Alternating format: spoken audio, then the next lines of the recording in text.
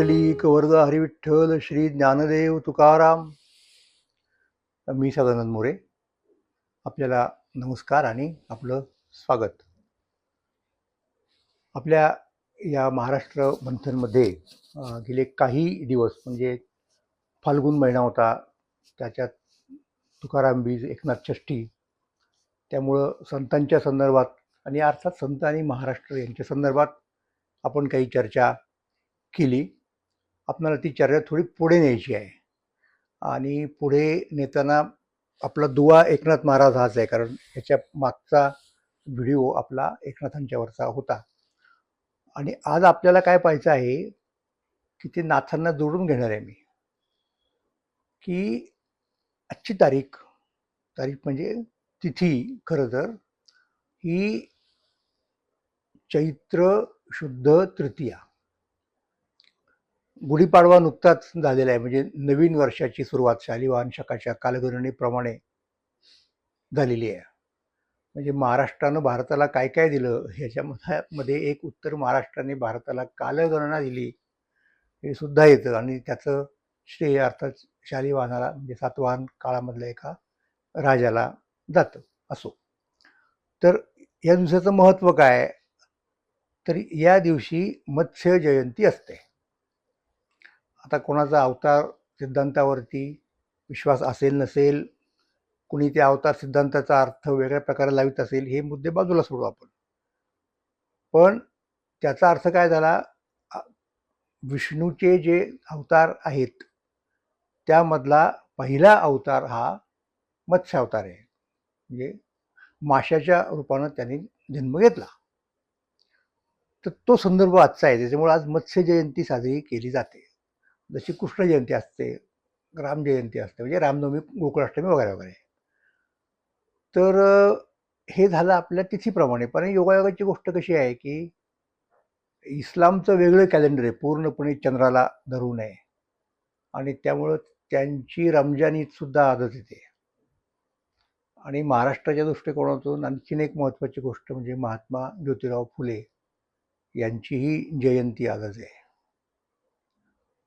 तर आता ह्या सगळ्या गोष्टी एकत्र आलेल्या आहेत. आता फुल्यांचं ज्यांच्यावर आणि ज्यांच्या अभंगांच्यावरती आत्यंतिक प्रेम होतं ते तुकाराम महाराज. कारण निळोबाराय पिंपळनेरकर हे वारकरी परंपरेतले शेवटचे संत होऊन गेले. त्यांच्यानंतर वारकरी परंपरेमधली अभंग रचना थांबली, नंतर कोणी अभंग वगैरे लिहिले नाहीत.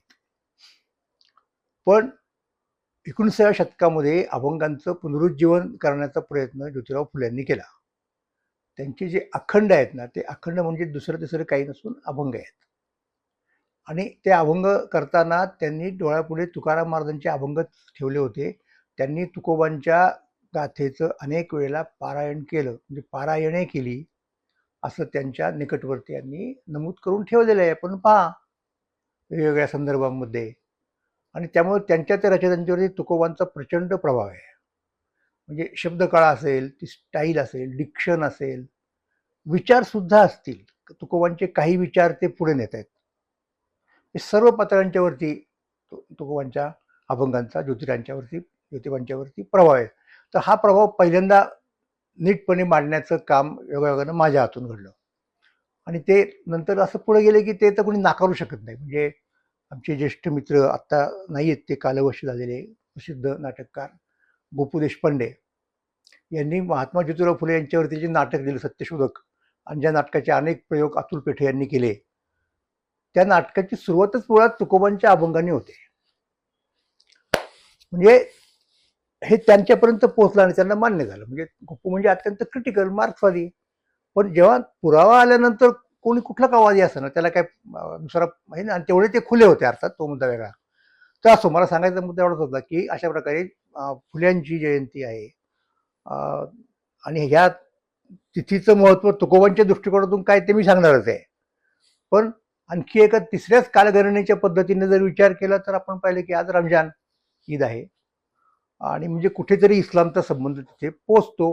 आणि मागच्या आपल्या एकनाथांच्यावरच्या एपिसोडमध्ये आपण एकनाथांनी इस्लामिक परंपरा कशी आपलीशी केली होती, इकडच्या ज्या गोष्टी आहेत त्या इस्लामच्या चौकटीत मांडण्याचा प्रयत्न केला होता. इस्लामच्या गोष्टी आहेत त्या इकडच्या चौकटीत मांडण्याचा प्रयत्न केला होता आणि इकडं त्यांच्या काळात ती गरज होती त्या प्रकारच्या पद्धतीने काही गोष्टी करण्याची, त्यांनी केल्या. तर दुसरं कसं की इस्लामचा जो ईश्वर आहे अल्लाह तो निराकार आहे आणि हिंदू धर्माचा किंवा वारकऱ्यांचा विठ्ठल हा साकार आहे. आता अल्लाह हा शब्द ईश्वरवाचक म्हणून आता भाषेचा मुद्दा आला आणि इथे आपण भाषेचा विचार करणार आहोत. अल्लाह हा शब्द ईश्वरवाचक घेतला, आपण ईश्वरवाचक घेतला तर त्याचा इस्लामशी असलेला, सेमिटिक परंपरेशी असलेला, अरबांशी असलेला संबंध सुटतो आणि तो युनिव्हर्सलाइज होतो. मग तुम्ही म्हणू शकता की विठ्ठल सुद्धा अल्लाह आहे आणि विटेवर अल्लाह आहे खडा, असं नाथ म्हणून जातात. आता नाथांचं हे कृत्य जसं फंडामेंटलिस्ट हिंदूला आवडणार नाही तसं ते फंडामेंटलिस्ट मुसलमानाला आवडणार नाही. पण मग वारकरी परंपरेचं हेच वैशिष्ट्य आहे, वारकरी परंपरेला कुठल्याही फंडामेंटलिझम चालत नाही. याचं उत्तम प्रतीक म्हणजे एकनाथ महाराज, हे मी तुम्हाला सांगितलेलं ते याच्यापूर्वी. तर त्यांनी अनेक ठिकाणी त्यांच्या अभंगामध्ये अवतारांच्या कल्पनेचा विस्तार केलेला आहे. म्हणजे समजा एखादा देवीचा भक्त आहे तर त्याला देवीच्या परिभाषेत सांगायचं अवतार. आता एखादा इस्लामी धर्माचा आहे, मग त्या परिभाषेमध्ये तुम्हाला अवतार सांगता आले पाहिजेत. आणि असं कोण सापडेल त्यांना, तर त्यांना सापडला तर एक भारूड आहे ना त्यांचं, तो हापशी सिद्धी म्हणून भारूड आहे. आपल्याला कल्पना, आपल्याला जंजिरेचा सिद्धी माहिती असतो बघा. ते जे निग्रो लोक होते मुसलमान झालेले त्यांना सिद्धी म्हणायचे लोक, तिकडचा शब्द इकडे आला, हापशी म्हणायचे म्हणजे हफसान. ॲबिसिनिया म्हणतो ना आपण, आता त्याचा इंग्रजी किंवा पोर्तुगीज असेल मुळात तो उच्चार, तर ॲबिसिनिया, हफशी, हफसान, हापशी सिद्धी, हफसानातून आलेला जो कोणी मुळातला कृष्णवर्णीय असा निग्रो मानला गेलेल्या वंशातला, पण ते लोक इथे आले आणि येताना अर्थात ते इथं गुलाम म्हणून सुद्धा आले असतील त्यातले काही. इव्हन मलिक अंबर ना, बाकीचं लांब कशाला जायचं. मलिक अंबर हापशी होता, कर्तृत्ववान होता फार मोठा. त्यांनी निजामशाही वाचवण्याचा आटोकाट प्रयत्न केला. तपशील सांगायला नको, प्रसंग पण नाही सांगायचा. पण असे काही हापशी होते की जे कदाचित त्यांनी एखाद्या सुफींचा पंथ स्वीकारला असेल, कादरी वगैरे. तर एकनाथांचाही त्या परंपरेशी वेगळ्या प्रकारे संबंध होता, त्याचा इथं उहापोह करायची गरज नाही. पण आणि हा मुद्दा महत्वाचा आहे, तर त्याच्यामुळे तो जो हापसी सिद्धी आहे ना, त्याला कुठेतरी विठ्ठलाचंही आकर्षण निर्माण झालेलं आहे. आणि आता तो येतो, तो अपियर होतोय. म्हणजे आता कल्पना करा की भारूड आहे, भारुडामध्ये तो एक हापसी सिद्धी, म्हणजे तो जरी हिंदू असला प्रत्यक्ष परफॉर्म करणारा, त्याला पूर्णपणे काळा रंग लावणार. जसं शेक्सपियरच्या एका नाटकामध्ये तो हिरो जो आहे ना, तो मूर आहे. मूर म्हणजे असाच तांबड्या रंगाचा वगैरे असलेला मुसलमान मुळातला. तर तो इथला त्याच्या याच्यातला मुसलमान नाही, पण तो मूर म्हणजे त्या अर्थाने तो रंग असलेला. तर आपल्याकडचे नानासाहेब फाटक ते नाव, ते नाटक करताना मला वाटतं मॅकबेथ असेल उसवयवर, पूर्ण तसं रंग लावण्याची आहे की तोच वाटला पाहिजे. तर असं असतं नाटकवाल्यांच्या मध्ये, आपल्याला माहिती आहे. तर तसा तो हापसी आणणार हे करून. आता आणखीन त्याचा दुसरा कुठला वेश असणार माहित नाही, म्हणजे फकीर वगैरे असा. आणि अशा पद्धतीचे पण भारूड आहेत ना, सफेद करंदर फकीर, मुंडा फकीर. तर असल्या कुठल्या तरी सुफीच्या वेशामध्ये तो असणार आणि तो येऊन अवतार कल्पना एक्सप्लेन करणार आणि ते इस्लामिक परिभाषेमध्ये करणार. आता तुम्ही म्हणाल हे एवढं नाथांचं आम्हाला माहित नाही, त्याला मी काय करणार, सांगत नाहीत लोक त्याला. पण असो, तो वेगळा मुद्दा आहे. पण मग तो येतो आणि तो काय सांगतो, सगळ्या अवतारांचा सांगतो. आणि ते सांगताना तो काय करतो माहिती का, तो म्हणतो गोविंद मोहम्मद. आता आलं का, गोविंद हे विष्णूचं नाव आहे, विठ्ठलाचं नाव आहे, आणि त्याच्या जोडीला तो मोहम्मदाचं नाव घालतो. आता मोहम्मद कोण आहेत, मोहम्मद पैगंबर साहेब हे त्या चौकटीमध्ये परमेश्वराचे सहाय्यक आहेत, उत्तराधिकारी. म्हणजे ज्यांना अधिकार दिलाय उपदेशाचा वगैरे, त्यांच्यामुळेच ते कुराण नुजूल वगैरे झालं, म्हणजे आले सगळे संदेश आले सगळे. तर वली म्हणू शकतो आपण त्यांना. तर हा हापशी सिद्धी जो आहे ना, तो शब्द वारंवार वापरतो, वल्ले म्हणतो, म्हणजे संबोधन आहे कदाचित, किंवा तो दखनीमध्ये केलेला त्या मूळ शब्दाचं रूपांतर असेल. मी सगळं नाही वाचणार, मी फक्त 2-3 त्यातल्या महत्वाचे म्हणजे आजच्या दृष्टिकोनातून वाचणार आहे. आणि आजचा दृष्टिकोन म्हणजे अर्थात चैत्र शुद्ध तृतीयेचा दृष्टिकोन आहे. ख्याल किया मछली वाले वल्ले. मछली म्हणजे पहिला अवतार मत्स्य. ख्याल किया मछली वाले वल्ले, धुंडी दर्याव गोविंद मोहम्मद वल्ले. मग पुढे पुढचा अवतार शंकासुराचा आहे. मग सगळे अवतार त्यांनी घेतला आणि प्रत्येक ठिकाणी काय म्हणतायत गोविंद मोहम्मद, गोविंद मोहम्मद. हा एक मोठा प्रयोग करून पाहिला, ऐक्याचा म्हणा, समन्वयाचा म्हणा, काही त्याला तुम्ही नाव द्या. पण इथे मला अधोरेखित काय करायचं आहे की पहिला अवतार ख्याल किया मछली वाले वल्ले, धुंडी दर्याव गोविंद मोहम्मद वल्ले. आता म्हणजे नेमकं काय काय प्रकार आहे हा? तर वेद नावाचे जे ग्रंथ होते ते वेद घेऊन चोरून शंखासूर नावाचा एक दैत्य पळाला आणि तो समुद्रामध्ये गेला. आता वेदांच्या बद्दलची कल्पना काय पाहिजे? वेद हा धर्माचा सोर्स आहे, वेद हा व्यवस्थेचा सोर्स आहे. वेद नसेल तर तुमची सगळी व्यवस्था गेली. त्यामुळं वेद आणणं हे परमकर्तव्य आहे, आणलेच पाहिजेत. त्यामुळं मग देवांनी नेहमीप्रमाणे किंबहुना तो पहिला अवतार आहे, पहिल्याच वेळेला साकडं घातलं भगवान विष्णूला आणि ते वेद आम्हाला आणून दे बाबा, आमचा सगळा कारभार जगातला खोळंबलेला आहे. मग तेव्हा तो विष्णू मत्स्यावतार घेऊन, माशाचा अवतार घेऊन तो समुद्रामध्ये गेला आणि त्यांनी शंकासुराचा वध करून ते वेद आणले असा संदर्भ आहे. आणि तो सुफी असलेला कापसी तो ते सांगतोय, म्हणजे एकनाथ सांगतायत. आणि आता इतरही संतांनी मत्स्यावताराचा वारंवार उल्लेख केलेला आहे. आता याचा संबंध कसा माहिती का? याचा संबंध असा येतो की तुकाराम महाराजांचे अभंग बुडवले इंद्रायणीमध्ये, हे सगळ्यांना माहिती आहे. ही कथा महाराष्ट्रात सर्वत्र ज्ञात आहे. आणि ते अभंग परमेश्वराने 13 दिवस पाण्यात भिजू न देता ते तसेचे तसे कोरडे काढले. आणि तेव्हा तुकोबा प्रायोपवेशन करत होते, तिथेच बसून, कुठे जात नव्हते. एक प्रकारचा सत्याग्रह त्यांनी आरंभला होता वगैरे वगैरे. तर ही जी गोष्ट आहे ना, ती फार महत्वाची गोष्ट आहे. आमचे मित्र दिलीप पुरुषोत्तम चित्रे या गोष्टीला तुकाराम महाराजांच्या गाथेचं किंवा अभंगांचं पुनरुत्थान झालं असं म्हणायचे. तर पुनरुत्थान हा शब्द ख्रिस्ती धर्माचा कळीचा शब्द आहे. येशू ख्रिस्ताला जेव्हा सुळावर दिलं तेव्हा काही दिवसांनी तो उठला आणि हे सगळं सेमिटिक परंपरेमध्ये मान्य आहे. तो त्यांच्या श्रद्धेचा आर्टिकल आहे पहिलं महत्वाचं, त्याच्यावर ख्रिश्चनिटी आधारित आहे. हा मुद्दा लक्षात घ्या. तर ते पुनरुत्थान ख्रिस्ताचं त्याच्याशी पॅरलल असणारी गोष्ट म्हणजे तुकोबारायांच्या अभंगांच्या वाह्यांचं पुनरुत्थान असं दिलीप चित्रे साहेब म्हणायचे. आता ही गोष्ट नेमकी कधी घडली याची नोंद नाही तुकाराम चरित्रामध्ये, म्हणजे महिपतींनी केलेली नाही, गोपाळबुवांनी केलेली नाही, आणि नंतरच्या चरित्रकारांना तर साधनच उपलब्ध नव्हती, जुन्या काळातली माणसंही नव्हती. त्यामुळे तो दिवस नेमका कोणाला आयडेंटिफाय करता आला नाही. आणि मी अभ्यास करतो तुकाराम महाराजांचा, हे सगळ्यांना पहिल्यापासूनच माहिती आहे. माझे वडील मोठे अभ्यासक होते, त्यांनाही लोक प्रश्न विचारायचे. तर त्यातल्या त्यात मला आठवण कोणाचे होते, आमचे भाऊ भालेकर म्हणून होते तळवड्याचे. त्यांनी भंडारा डोंगरावरची दिंडी वगैरे सुरू केली. ते अत्यंत तुकोबांचे प्रेमी भक्त. तर ते भेटले की मला पहिल्यांदा विचारायचे की महाराजांच्या वया कधी निघाल्या. म्हणजे महाराज ते मला म्हणायचे, महाराजांचे म्हणजे तुकाराम महाराजांच्या वया कधी निघाल्या आम्हाला सांगा, आम्हाला तो कार्यक्रम करायचा आहे मोठा. तर मी सांगायचो की बुवा नाही सापडत, पण मी करतो प्रयत्न, सापडलं तर सांगतो. पण काही सापडत नव्हतं. दुसरे आमचे कैकाडी महाराज होते पंढरपूरचे, ते आग्रह करायचे सतत भेटल्यानंतर. तर असा विचार करता करता मला एक क्लू मिळाला.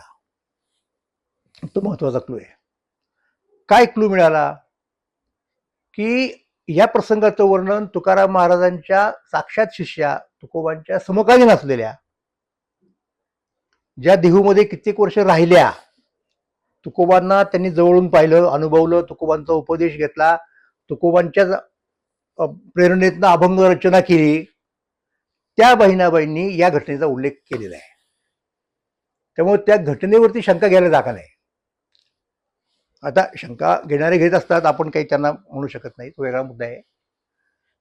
तर ते बहिणाबाई काय म्हणतात एके ठिकाणी माहिती आहे, फार इंटरेस्टिंग आहे. बहिणाबाईंचं म्हणणं असं आहे की परमेश्वर जो आहे ना, तो भक्तांना मदत करतो, अमुक तमुक वगैरे वगैरे वगैरे सगळ्या गोष्टी सत्य आहेत, ते काय आपल्याला नाकारायचं कारण नाही.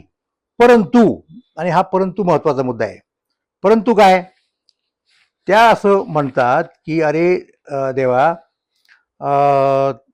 तू जो काही आहेस ना, तू खूप दमवतोस रे लोकांना, खूप वाट पाहायला लावतो, खूप वाट पाहायला लावतो, आणि मलाही तू वाट पाहायला लावतोस.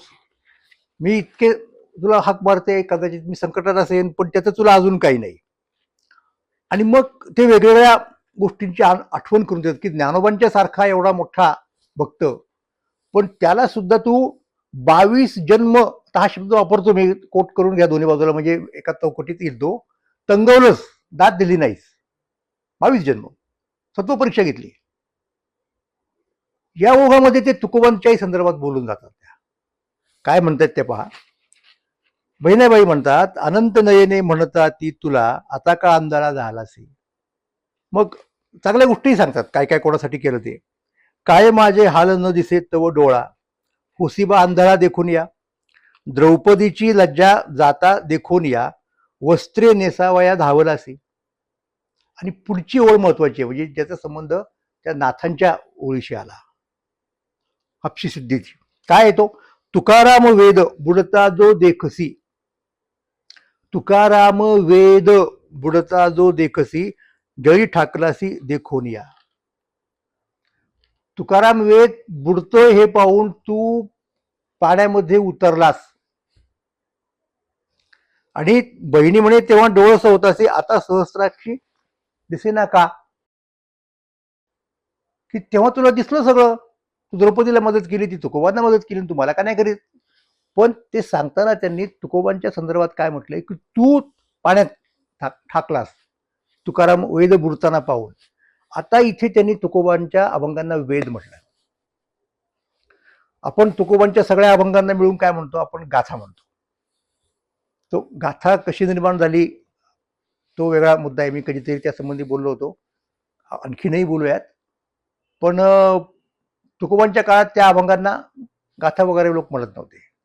अभंगांच्या अशा सुट्या सुट्या वया असायच्या, म्हणजे कोणाची 100 पानाची असेल, कोणाची काय असेल, अशा ते बांधल्या जायच्या, नंतर बांधीव अशा प्रकारच्या असायच्या, कागदाच्या तयार केलेल्या, जुन्नरला कागदाचा कारखाना होता जवळच, वगैरे वगैरे वगैरे. तर त्यांना कशाची आठवण झाली की तुकाराम वेद बुडतोय, म्हणजे पहिल्यांदा तर त्यांनी तुकोबांच्या अभंगाला वेद ही संज्ञा दिली, आणि त्या गोष्टीला अत्यंत महत्व आहे. इतर लोकांनी सुद्धा म्हटलेलं आहे, म्हणजे तुलना केलेली आहे, म्हणजे वैद्याबाईंच्या समकालीन सुद्धा, म्हणजे जसं उदाहरणार्थ प्रवक्त वामन पंडित असतील, दयाची वदे पूर्ण वेदांतवाणी असं म्हटलं तुकोबांच्या संदर्भात त्यांनी. आणखी इतरांनाही म्हटलेलं आहे, वेदांतची उपमा दिलेलीच आहे. कुणीतरी म्हटलं की बोधा माझी बोध तुका पंचमतो वेद. पहिल्यांदा तुकोबांच्या अभंगांचा उल्लेख वेद असा करणाऱ्या बहिणाबाई आहेत. आणि मग आता वेदांमध्ये आणि याच्यामध्ये हे काय साम्य काय आहे तुकोबांच्या अभंगांमध्ये, की तो वेद बुडवायला गेले लोक, तो शंखासूर, आणि तो त्यांनी पाण्यात जाऊन वाचवला. तसं तुकोबांच्या वया त्यानं पाण्यात जाऊन वाचवल्या, म्हणजे हा जणू काही दुसरा मत्स्यावतार घेतला त्यांनी, आणि म्हणून तुकाराम वेद हे नाव दिलं. मग आता त्याच्या पुढचा आपल्याला पॅरलल मिळेल की नाही, तो कोणता, कदाचित. कदाचित, आणि हे सिंबॉलिक आहे, नसेल सुद्धा, पण शक्यता आहे कदाचित तो दिवस मत्स्य जयंतीचा असेल. तुकाराम महाराजांच्या वया ज्या दिवशी कोरड्या बाहेर आल्या इंद्रायणीतून, तो दिवस मत्स्य जयंतीचा असू शकतो. मग अशा वेळेला मत्स्य जयंतीलाच त्याच दिवशी गाथा पुनरुत्थान दिन किंवा तुकाराम वेद पुनरुत्थान दिन का साजरा करायचा नाही, असं मी सांगितलं, भाऊंना सांगितलं, आमच्या देवस्थानच्या मंडळींना सांगितलं, आणि चांगले लोक त्यांनी ऐकलं माझं, आणि त्याप्रमाणे उत्सव केला. म्हणजे पहिलं कीर्तन मीच केलं, म्हणजे पहिल्या उत्सवाच्या दिवशी त्या, आणि मग तो चालू राहिला समारंभ. मधल्या काळात मला वाटतं त्या काय करोना वगैरे गोष्टीमुळे त्याला खंड पडला. आता परत तो सुरू होतोय, काही मंडळी महाराष्ट्रातली ज्यांना हे कळलं आणि ज्यांना तुकोबांच्या बद्दल आस्था आहे. आणि लक्षात घ्या, मला काय सांगायचं की तुकोबांच्या बद्दल आस्था असणं हा मराठीपणाचा भाग आहे. तुम्ही कुणीही असा, कुठल्याही विचारसरणीचे असा, डावे असा, उजवे असा, मधले असा, कुणीही असा, तुमचं स्कूल कुठलं का असे ना, तुम्ही जात धर्म व्हॉटेवर, तुकोबांना जर तुम्ही मानत असाल तर तुम्ही मराठी आहात. ख्रिश्चन असाल, तुम्ही मुसलमान असाल, कारण मराठी माणूस काय आहे हे तर तुकोबा हे एक मॉडेल आहे. भले तरी देऊ कासेची लंगोटी, नाठाळाचे काठी देऊ माथा, हे काही फक्त शाब्दिक नाही, ते वर्णन विष्णुदासाच आहे. आणि तो विष्णुदास मराठी विष्णुदास आहे. कारण वैष्णव संप्रदाय सगळ्या भारतात पसरलेला आहे, पण इथल्या याचं वेगळं वैशिष्ट्य आहे. आणि हे महात्मा गांधींनी सुद्धा मान्य केलेलं आहे की अरे इथला वारकरी संप्रदाय इतर वैष्णव संप्रदायांच्या पेक्षा वेगळा आहे आणि त्याचं श्रेय ते संतांना देतात वगैरे वगैरे. तर सांगायचा मुद्दा असा की तुम्हाला उदाहरण सांगतो ना, बाकी कशाला, की आता उदाहरणार्थ हिंदुत्ववादी मंडळी आहेत, राष्ट्रीय स्वयंसेवक संघ आहे, जो स्थापन होऊन पुढच्या वर्षी 100 वर्ष होतील. तर पहिल्यांदा तो डॉक्टर हेडियावर यांनी स्थापन केला. त्याच्यानंतर त्याची धुरा मास उर्फ गोवळकर गुरुजी यांनी घेतली त्यांच्या खांद्यावरती. तो संघ चालला त्यांच्या कारकिर्दीत वगैरे. तर त्याच्यात मला शिरायचं नाही. गुरुजी ज्या वेळेला मृत्यूशय्येवरती होते आणि त्यांना असं वाटतं की आता आपण नाही जिवंत राहणार, त्यांनी एक प्रकारचं इच्छापत्र म्हणूयात, काही म्हणा, आपल्या अनुयांना उद्देशून एक पत्र दिलं. आणि त्या पत्राचा समारोप करताना तो कोणाच्या भाषेत केला, स्वतःच्या भाषेत नाही केला. कसं आहे की मराठी माणसाला जर चांगली अभिव्यक्ती करायची असेल तर तुकोबांच्या सारखं दुसरं उत्तम साधन नाही, माध्यम नाही. उत्कट मग ते बाबासाहेब आंबेडकर असतील ना, मी तुम्हाला वाटलं ना, सगळ्या प्रकारचे लोक. बाबासाहेब आंबेडकरांनी माई साहेबांना जेव्हा पत्र लिहिली, सविता आंबेडकरांना, त्यांच्या पत्नी, दुसऱ्या पत्नी म्हणजे पूर्वाश्रमीच्या कुबेर, तेव्हा त्याच्यात त्यांनी तुकोबांचे अभंग कोट केलेले आहेत. ज्ञानेश्वरांच्या वय पण कोट केल्यात. हे तुम्ही कधी पाहिलं का? आणि साहजिक आहे ना, मराठी माणूस जर असेल ना तर तो पत्नीला, प्रेयसीला पत्र लिहिताना तो करू शकतो. त्याला जे व्यक्त करत येते त्याच्यातून व्यक्त होऊ शकतं. तर मग बाबासाहेब असतील किंवा इकडे गुरुजी असतील, आणि क्षण कोणता आहे की उत्कट प्रेम व्यक्त करण्याचा एक क्षण आहे आणि दुसरं मृत्यूच्या शय्येवरती असतानाचा एक क्षण आहे. असे अत्यंत उत्कट क्षण आहेत. तर तिथे गुरुजींनी पत्राचा समारोप कसा केला पहा. गुरुजी लिहितात, शेवटची विनवणी संतजनी परिसावी, विसरतो न पडावा माझा देवा तुम्हासी, आता फार बोलो काही अवघे पायी विदित, तुका म्हणे पडतो पाया करा छाया कृपेची. हा अभंग लिहून त्यांनी पत्राचा समारोप केला, खाली सही केली आणि नंतर ते गेले. आणि गेल्यानंतर त्यांचं जिथे दहन झालं, अंत्यसंस्कार झाले, तिथे हा अभंग त्यांच्या समाधीवरती कोरलेला आहे. तर हा तुकोबांच्या अभंगांचा महिमा आहे. ते फुले असतील, आंबेडकर असतील, गोवळकर असतील, कुणी असेल, तो मराठी असेल ना तर तुकोबांच्याकडे जाणार, त्याला दुसरा पर्याय नाही. तर हे इतके महत्वाचे मराठी माणसाच्या दृष्टिकोनातून, पण तात्विक दृष्टिकोनातून ते वेदतुल्य आहेत. म्हणून बहिणाबाई म्हणाल्या की ते तुकाराम वेद, आणि तो बुडताना कुणी काढला, तो परमात्म्याने काढला. तर मी म्हणालो की ठीक आहे, आपण हा दिवस आहे शुद्ध तृतीया, म्हणजे मत्स्यजयंतीचा दिवस चैत्र महिन्याच्या, तोच आपला गाथा पुनरुत्थान किंवा तुकाराम वेद पुनरुत्थान दिन आहे आणि तो आपण साजरा करतो. तर असं महत्व मला असं वाटतं आजच्या दिवसाचं आहे.